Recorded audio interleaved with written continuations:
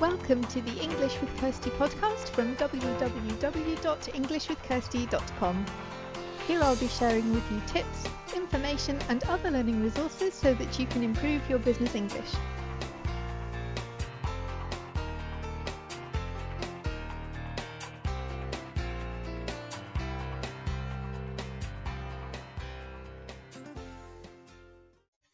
Hello everybody and welcome to episode 27 of the English with Kirsty podcast.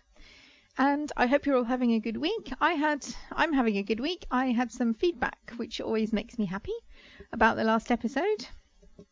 It's from Tanya in Germany and it says, "Thank you very much for this useful podcast, Kirsty.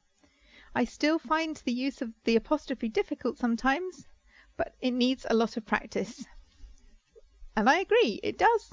As long as you know the rules though, and you are used to using them and understand why the apostrophe has to be in certain places at certain times, then it does get easier. So thank you for that feedback. I really enjoy hearing from my listeners, and if you've got any feedback, it would be good to hear from you too. And this is episode 27, so you can go to www.englishwithkirsty.com/podcast/episode 27 and leave me your feedback there. And also I wanted to ask about some specific feedback. I know a lot of people are talking about, new year, new plans, but I actually want to know about last year. And what would interest me is to know what was the main thing last year that made it difficult for you to learn English. So this isn't something that I'm going to share and read out on the podcast, but I want to know because I'm planning my resources that I'm going to create this year. And if I know the kind of things that people are struggling with, then I can create resources that are most useful to my listeners.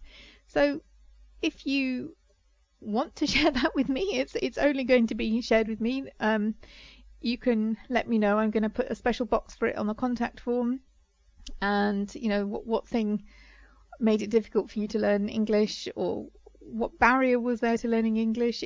Anything that you want to put in there, you can write on the contact form, which is, as I just said, www.englishwithkirsty.com/podcast/episode 27. And one final thing before we get into the main topic for today is yesterday I sent out my January newsletter and I announced the winners for the English with Kirsty Christmas prize draw. And there were 6 winners, and they all won some free English training. So that was good. If you want to know about future things that are going to be coming up, so giveaways or any kind of competitions or that kind of thing, I have got some more plans for the rest of the year. And in fact, the next giveaway is going to be in February because I'm launching a new product.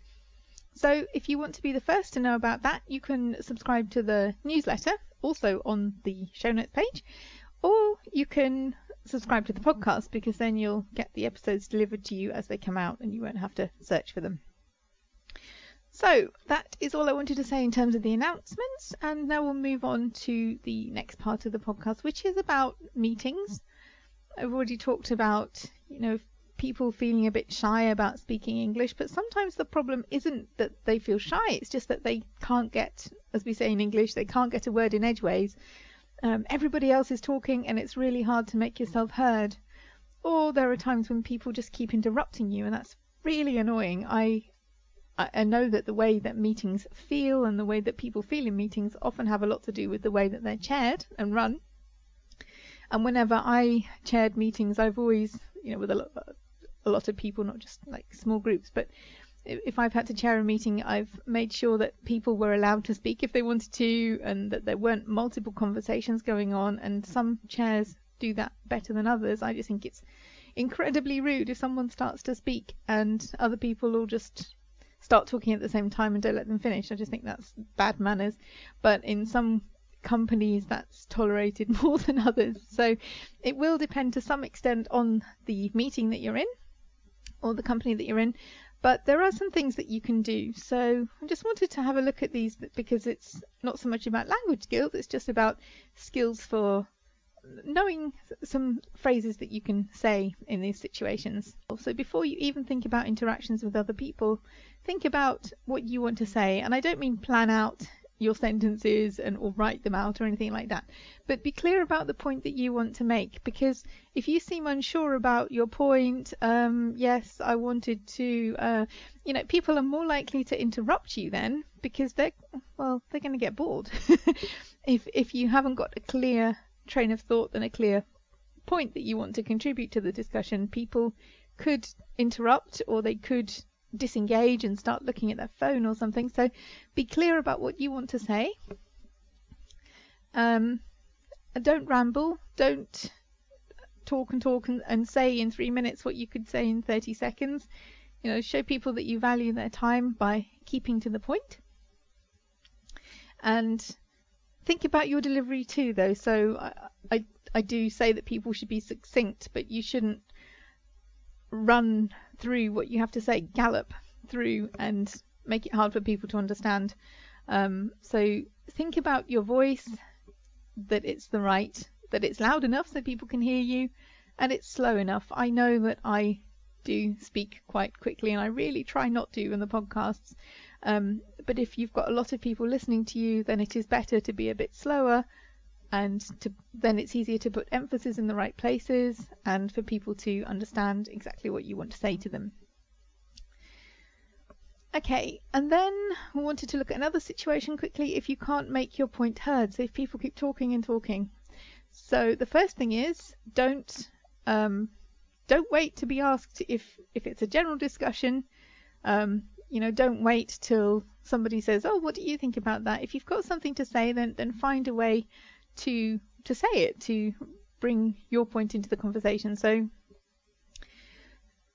you can use phrases like, "Oh yeah, following on from what has just said," whoever it was, so showing that you're building on what other people are saying, not just bringing in your own agenda.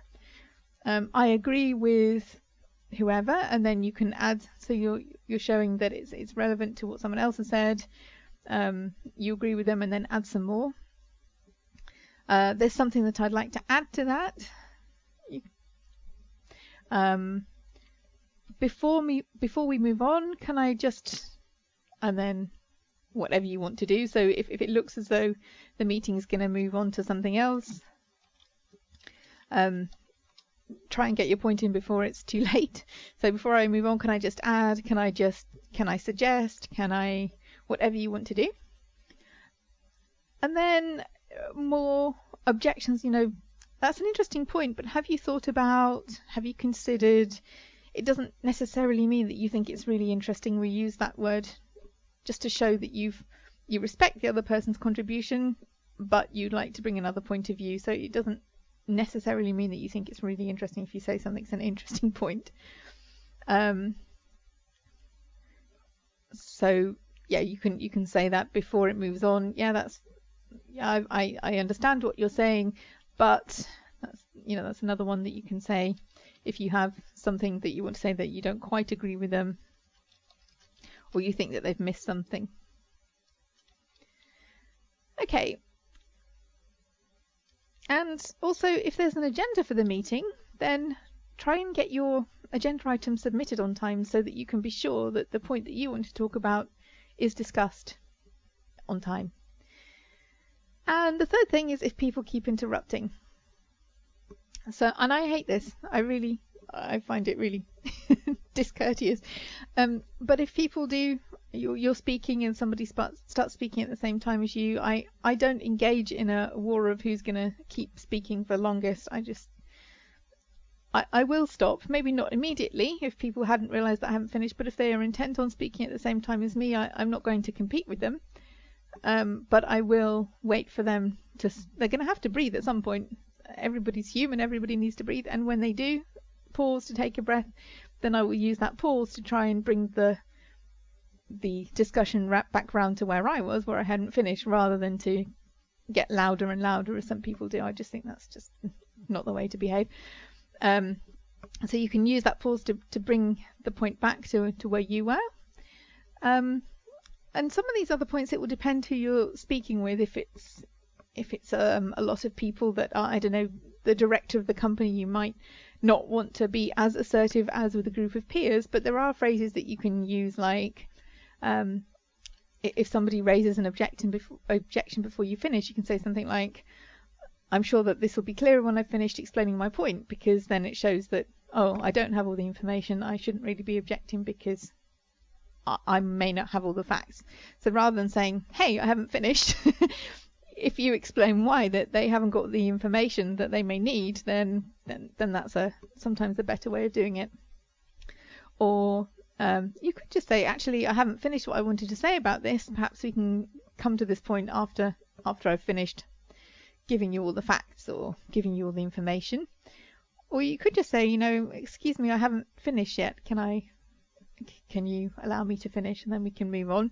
It depends who you're speaking with and what your normal personality is like. I'm quite direct, and I probably would say all of those things, but it would depend how you normally interact with your colleagues as well, and how that fits with what you would normally say. But it's reasonable for you to expect to be listened to if you've been asked to come to the meeting. So you don't have to be rude, but there are ways of saying, actually, there's more that I wanted to say about that, or I hadn't actually finished explaining that.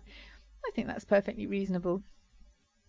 And some people, I've noticed, even within the office environment, some people are so used to talking at the same time as other people, interrupting them, and that they don't even realize they're doing it. I'm sure some people do it on purpose just to make sure that they get their point heard, but I've also seen some people who are just quite unaware of how they make other people feel when they do that. And I think a lot of the time it is because they are unchallenged and nobody says, hey, actually, before we move on to that, I hadn't actually finished my point. Sometimes it surprises them when they realize that they're being rude, whereas before they were just carrying on and behaving as they always did. So I hope that some of these ideas will help. And I've also put the vocabulary on the show notes page, which again is www.englishwithkirsty.com/podcast/episode 27. And again, there you can also let me know your thoughts about things that make it difficult to learn English. And if you want to, you can also sign up for the newsletter from there. So I hope you have a good week, and I'll be back again next week.